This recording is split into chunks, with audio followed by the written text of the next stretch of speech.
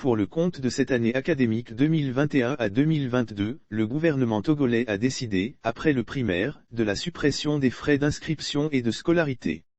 Une suppression qui induira à un manque à gagner pour ces établissements.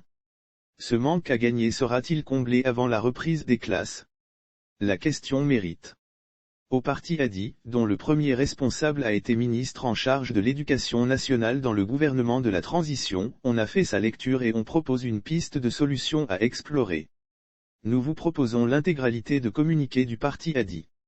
1. Une prise en charge de l'éducation qui peine à se réaliser. La constitution togolaise de la IVM République dispose en son article 35, alinéa 2, l'école est obligatoire pour les enfants des deux sexes jusqu'à l'âge de 15 ans, et 2, alinéa 3, l'État assure progressivement la gratuité de l'enseignement public. 2. En application de ces dispositions constitutionnelles, le gouvernement a pris certaines mesures contingentes. Il s'agit de la suppression de l'écolage et des cotisations parallèles dans les écoles primaires publiques en 2007, l'exonération des parents d'élèves des frais d'inscription aux différents examens, CEPD, BEPC, BACI, BAC, en 2021, et la suspension pour l'année 2021 à 2022 des frais scolaires et d'inscription au secondaire. Si à première vue ces décisions paraissent bénéfiques surtout pour les couches démunies, il ne faudrait pas perdre de vue leurs impacts tant au niveau du financement des établissements scolaires que de la qualité de la formation de la jeunesse. Pour sa part, l'Alliance des démocrates pour le développement intégral, Hadi, voudrait faire une analyse factuelle pour appréhender les effets induits et les risques de cette mesure sur le système éducatif afin de proposer des mesures d'accompagnement adéquates pour l'amélioration de l'efficience du système éducatif du pays.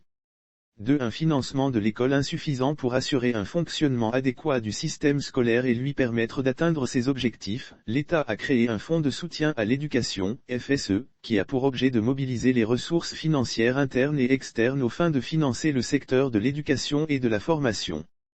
Ce fonds est alimenté par les dotations du budget général, 2. Les contributions des organismes internationaux, 3. Les subventions des budgets des collectivités territoriales, 4. Les contributions versées par les parents d'élèves au titre des frais scolaires, et les dons et les legs.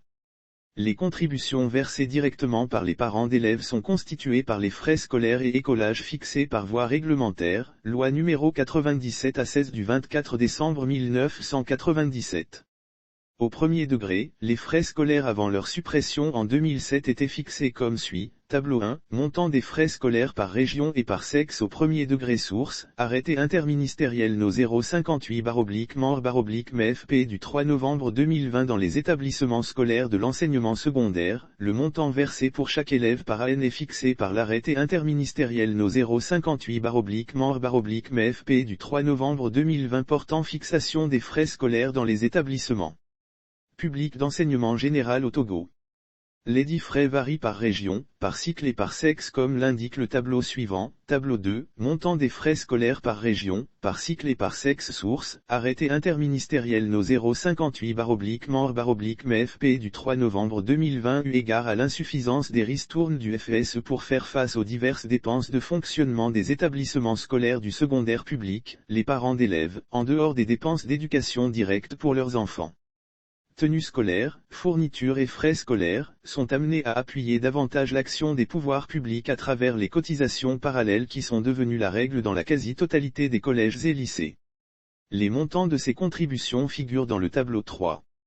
Tableau 3, montant plafonné des cotisations parallèles par région et par cycle. Ces trois tableaux révèlent la disparité des frais de scolarité et des cotisations parallèles par cycle et par sexe selon les régions. Cette différence notamment par sexe et par région remonte à l'année scolaire 1992 à 1993, alors que le président Hadi était ministre de l'Éducation nationale et de la recherche scientifique. Elle avait pour objectif de promouvoir l'éducation, des filles dans le pays et, dans les régions les plus défavorisées et les moins scolarisées du pays.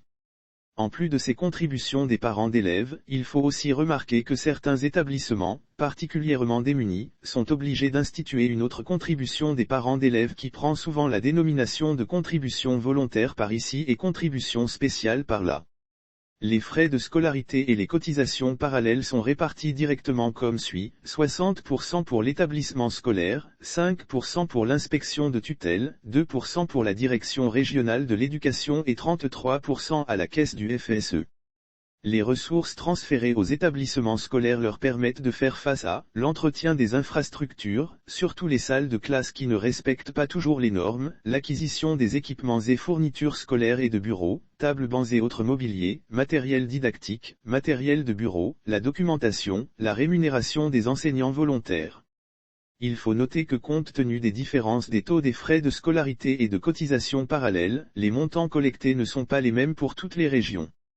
Ainsi, des établissements scolaires qui ont le même nombre d'élèves et les mêmes besoins n'ont pas les mêmes moyens de fonctionnement pour atteindre les mêmes résultats ou objectifs.